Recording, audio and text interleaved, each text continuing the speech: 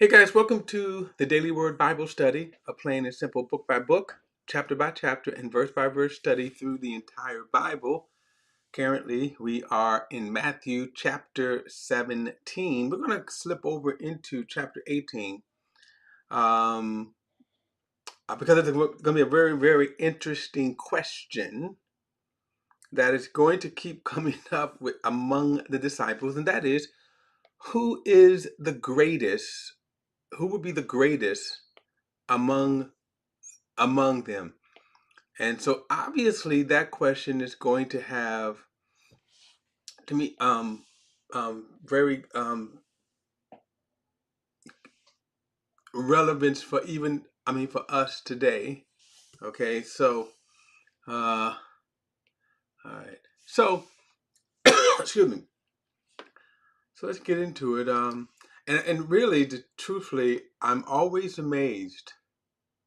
I'm always amazed that when we read simple things like that, I'm always amazed that how we kind of like ignore it today. Like how, when you look at biblical standards, how we just ignore it. But you'll see later on. We come in just a moment. Now, we're going to pick it up at verse 22.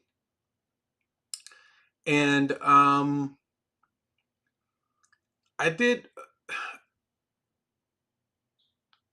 if you remember, we studied the sermon, not the sermon, the transfiguration. Jesus takes, excuse me, Jesus takes Peter, James, and John, and he goes up to a mountain, and then there he's transfigured. He's transfigured, and when he is transfigured, the very essence of Jesus shone through it shined through his clothes, everything. And we got a glimpse, a taste. At least Peter, James, and John did. But another astonishing thing happened is that they saw um, Moses and Elijah, and I won't kind of rehash that because I'm tempted to, because it is such a astounding event that happened. But it also gave us some insights in terms of, it gave us some insights about life, um, life. You can say life after death, and we don't get those glimpses in scriptures a lot. We don't get that. You know what I'm going to do? I'm going to do something different here. I want to go back to that. The couple of points I want to make before I move on. Let's go back to that. Uh, let's go back to verse 3. Um, so listen to this. It says, "Suddenly Moses and Elijah appeared to them, talking with them." I just want you to get that visual there, that here Moses, who have been dead for some 1,500 years, and then Elijah, who had been dead for some 800 years. Okay. And again, what I want to kind of just go over this, because I was going to move on, but this is we don't get these glimpses often too. So that's why I want to go over this.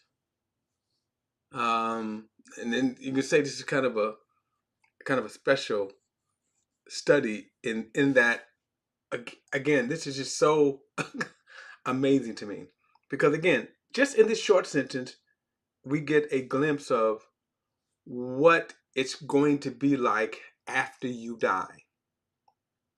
Okay, what it's going to be like after you die. And here we have Moses, who had been dead for 1,500 years, Elijah 800 years, and notice, here they show up. Now, possibly for their perspective, that time frame there is no time frame, right? Just kind of whizzed by. But the point I want you to see here is that just think about how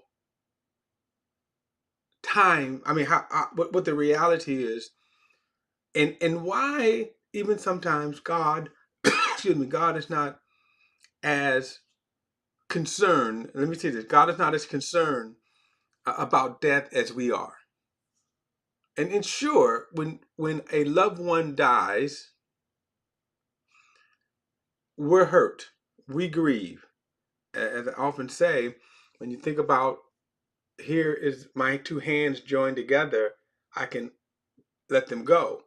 But death is always like right in the middle of the arm, just taking a big chunk out of your life, and it's never gentle. But for the believer, we have hope. For the believer, we have hope. And let me go to 2 Corinthians,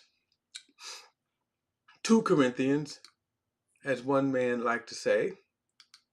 Okay, 2 Corinthians. Now, let's read this here.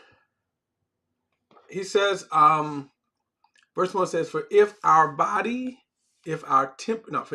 temporary, for we know that if our temporary earthly dwelling is destroyed, we have a building from God, an eternal dwelling in the heavens, not made with hands.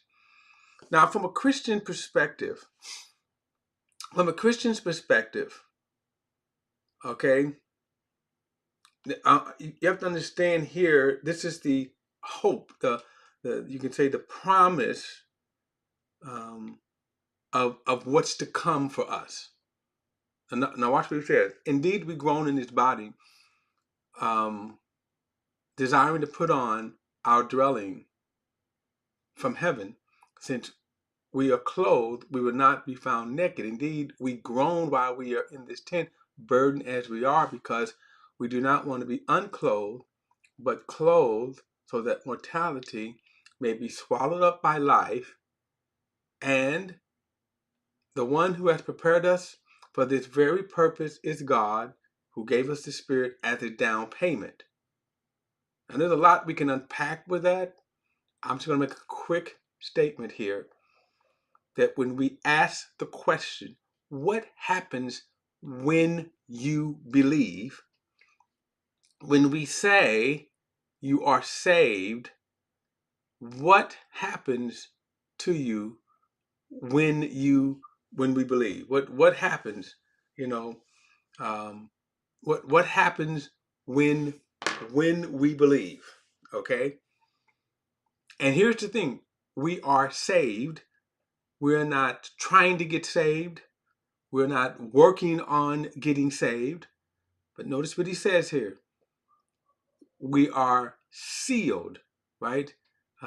We receive the Holy Spirit, which is also known as being born of the Spirit, being born again, being born of God, thus producing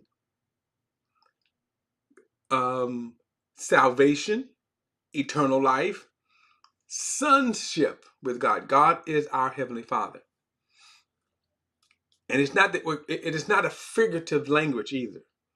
This is actually what happened. So then Paul says, indeed, he says, look at verse 5 again, and the one who prepared us for this very purpose is God, who gave us the Spirit as a down payment. So let me go back, because I want you to see this. So what happens to us? He says, if we know that if our temporary, look at verse 1 again, we know that if our temporary earthly dwelling is destroyed, we have a building from God, eternal in the heavens. So what I want to focus on here is the fact that we have this I'm not focusing on the fact about what is to come. Okay, what is to come, which means our glorified body, and we're going to get a glorified body. Life is good for the believer. The future is good for the believer. Some of us may suffer persecution in this lifetime, but that's the worst it ever gets for all eternity. Now that kind of may be hard for us to grasp here in America. And for us in America, we don't, you know, we don't really suffer persecution. Other than a deranged person may persecute Christians, but if you think about this, I could sue somebody for insulting me. Now, as a Christian, I won't, because my testimony and showing my testimony, living my testimony would be far greater than my, character being insulted. Okay. So he says, um, if for we know that if our temporary earthly dwelling is destroyed, we have a building from God. So who is the we? Think about that. Who is the we?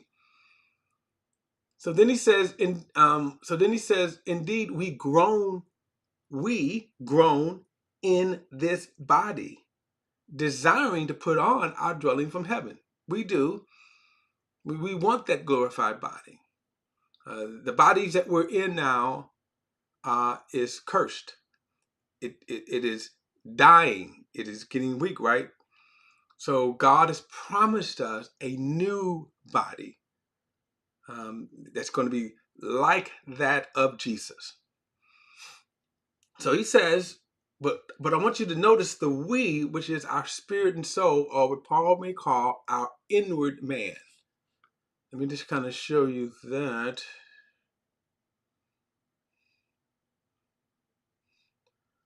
Look at verse 16 here, up at verse 16 in chapter 4. Therefore, we do not give up, even though our outer person is being destroyed, our inner person is being renewed day by day. For our momentary light affliction is producing for us an absolutely incomparable eternal weight of glory. So we do not focus on what is seen, but what is unseen. For what is seen is temporary, but what is unseen is eternal. For we know, so here's the thought, continue. For we know that if our temporary dwelling, see, so many of these physical bodies here, this physical body, it's temporary. It's dying, it's decaying. So we have a better hope of this new body. But if the we is our inner man, now this inner man is your spirit and soul. Your spirit is what has been given life, born again, born of God. And what I want to show you is that, so watch this. So then he says in verse 4, no, let me read it again. For we know that if our earthly dwelling is destroyed, we have a building from God eternal in the heavens. We have it. Think about this. We ain't our bodies, even though our bodies is a part of us. We, meaning the inner man, can be separated from our bodies. Indeed, we groan in this body, desiring to put on the dwelling from heaven, since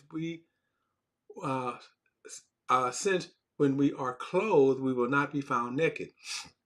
Indeed, we groan while we are in this tent, meaning this body, burdened as we are, because we do not want to be unclothed, but clothed. In other words, as a part of God's plan, it is not for eternity to be without our bodies or disembodied spirits. God has planned and purpose that we will always be spirit, soul, and body, all full of life, new life, our bodies glorified. Indeed, we groan while we are in this tent, burdened as we are, because we do not want to be unclothed, but clothed, so that mortality may be swallowed up alive. And the one who prepared us for this very purpose is God, who gave us the Spirit as the down payment. So here's the difference, as when you get saved, when you believe, as you can say, you're born again, right? God gives us the Spirit. That proof we are saved. And think about this. We are saved right now. We're not going to be saved. We are saved right now. How do we know? Notice this promise. We're given the Spirit as a down payment. The possession, the fact that the Spirit possesses us, indwells us, that's a guarantee that we are saved. Verse 6, so we are always confident knowing that while we are at home in the body, we are away from the Lord. For we walk by faith, not by sight. Verse 8, and we are confident and satisfied to be out of the body and at home with the Lord. Now, why do I say that? So when we go back here, this is what we're seeing right here. Suddenly Moses and Elijah appears to them talking with him. Moses and Elijah appears. What is it? Their inner man, because they don't have these bodies yet. At this time, Jesus had not yet died. No one actually has their glorified body. Jesus is the first to be resurrected. He is the first fruits.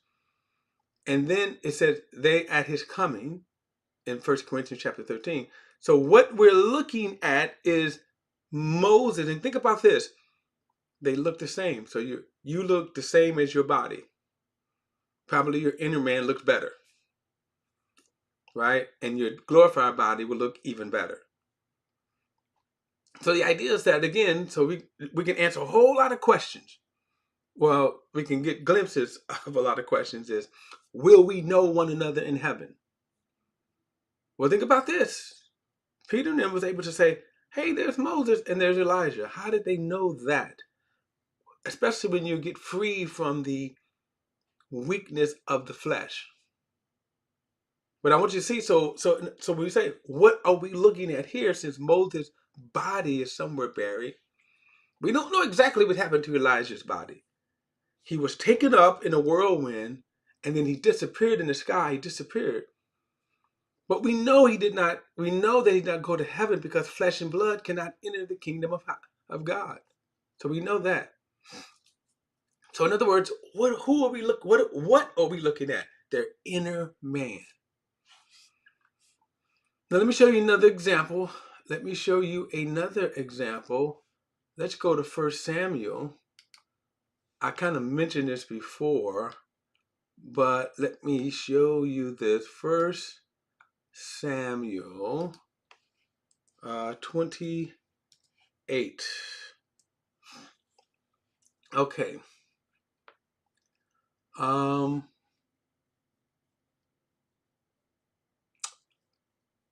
right.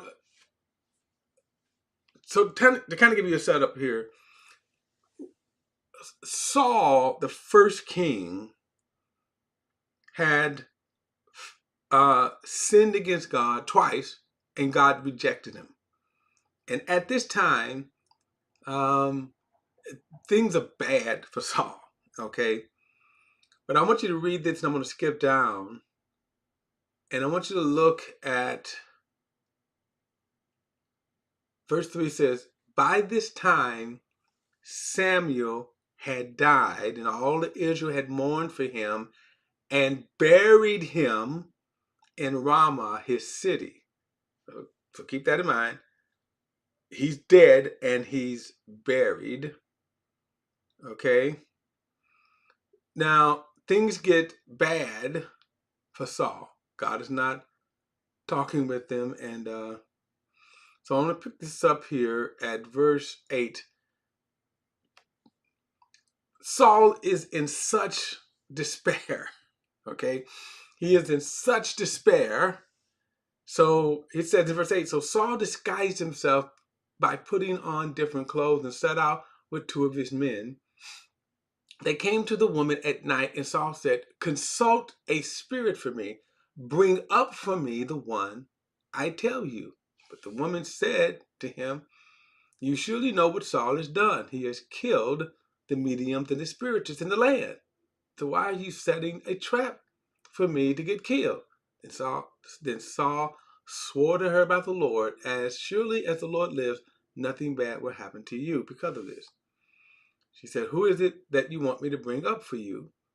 The woman asked. Bring Samuel up for me," he answered. And when the woman saw Samuel, she screamed and, and she asked Saul, "Why did you deceive me? You are Saul." Now, it's kind of interesting, this whole story right here, that notice the spirit, the, the medium, she was ready to do her whole seance and and all that kind of stuff. But then so Samuel actually shows up. Okay. So verse 13 says, "But the king said to her, 'Don't be afraid. What do you see?' He said, 'I see a spirit form,'" right? "I see a spirit form coming out of the earth," the woman answered. Then Saul asked her, "What does he look like?" "An old man is coming up," she replied, "wearing a robe." Then Saul knew that it was Samuel, and he bowed his face to the ground and paid homage. Now, some people would try to misinterpret this and say, well, this was a familiar spirit coming up, and they have a hard time sort of understanding, why is this happening?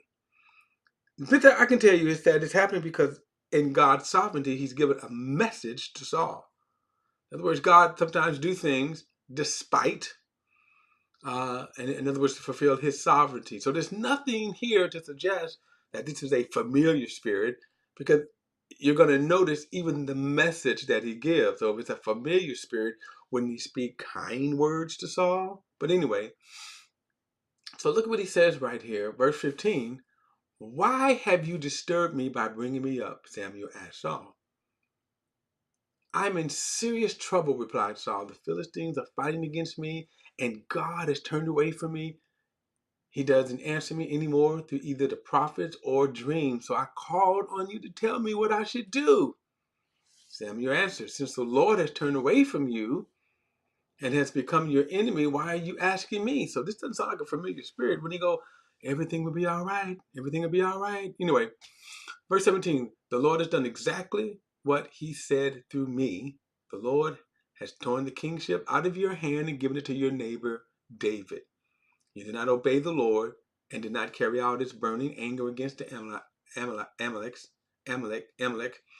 Therefore the Lord has done this to you today. The Lord will also hand Israel over to the Philistines along with you tomorrow. You and your sons will be with me, and the Lord's hand.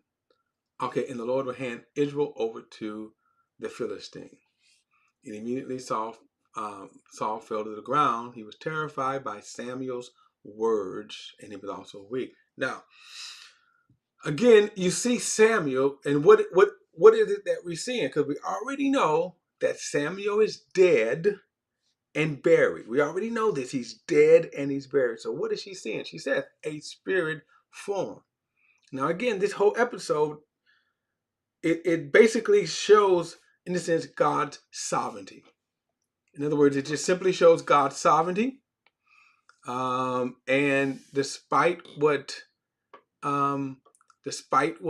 Israel, I mean, what Saul might have meant, God would, and he got the same message when Samuel was alive.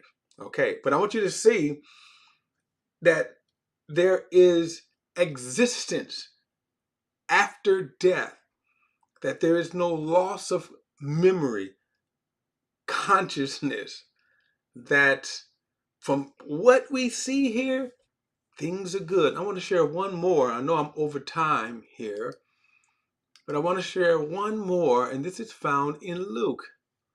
And I want you to see the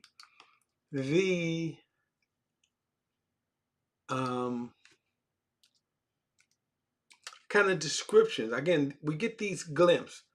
Keep in mind that these are just simply glimpses. Now, here is a story that Jesus tells. This is in Luke chapter 16. Now, some people debate if this is a parable or a true story. I believe it is a true story. But even if it's a parable, understand parables communicate truth. In other words, the truth. But watch this. There was a rich man who was dressed in purple and fine linen, feasting lavishly every day. But a poor man named Lazarus, one of the reasons why I think this is not a parable, because parables typically do not name people. But a poor man named Lazarus, covered with sores, was left at his gate. He longed to be filled with what fell from the rich man's table, but instead the dogs would come and lick his sores. One day the poor man died and was. Now think about that. He died and, in other words, no stop, no stop, no soul sleep, no. He died and was carried by the angels to Abraham's side. Now get this, the rich man also died and was buried. So we see the conclusion of this earthly journey for them. The rich man died and was buried. Now get this, and being in torments in Hades, he looked up and saw Abraham a long ways off. Now this is the second time we see how Abraham had been dead now for over 1,500 years.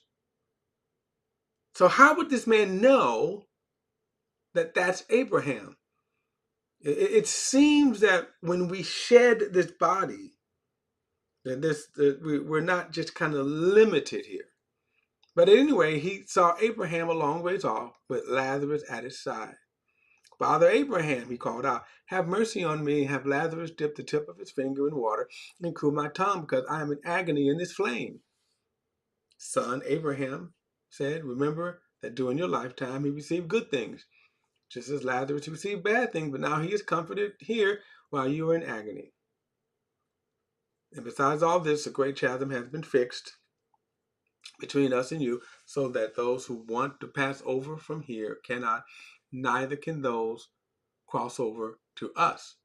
Father, he said, and then I beg you, send him to my father's house. I'm going to stop right here.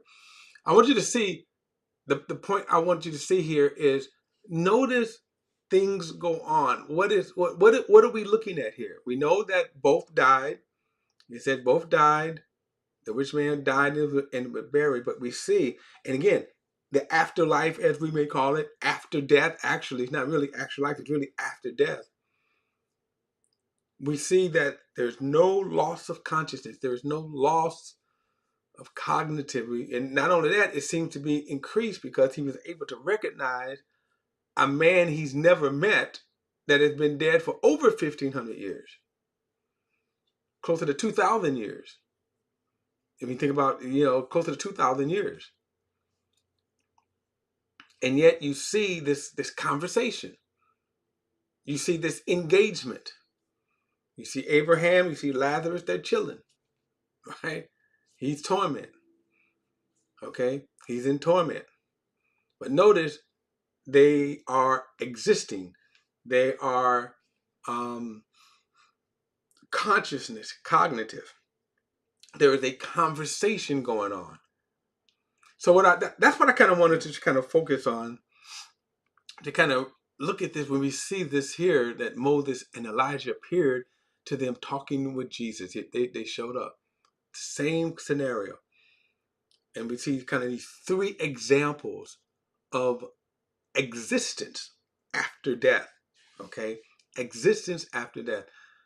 Like I said, this is sort of a bonus here, because as I was thinking about this, I think it was, since we don't get a chance, we don't have those many examples of the kind of life after death. You do see it in the book of Revelation, where we get a glimpse of the souls under the altars, their prayers, their thoughts, like God, vengeance, okay? But we see this, that we kind of have an expectation that, and really it should kind of really remove the fear of death. That, hey, it's all good. It's great. I mean, right now in this life, if you are a believer, this is the worst it gets. It's all good. All right, guys, don't forget to like and share this video and subscribe to BP, the Bible Perspective, and the Bible Plain and Simple. And as always, if you have a thought or comment, add it to the comment section below. All comments are welcome. And I'll see you in the next study.